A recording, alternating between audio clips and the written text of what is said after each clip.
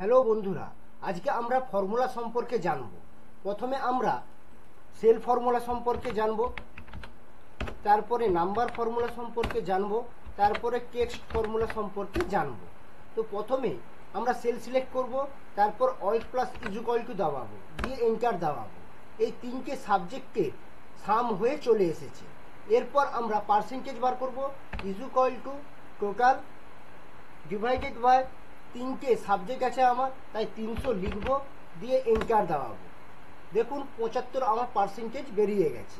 এরপর আমরা টেক্সট বার করব, equal to if percentage greater than 50%, comma double quotation pass double quotation, comma double quotation fail double quotation bracket close, enter.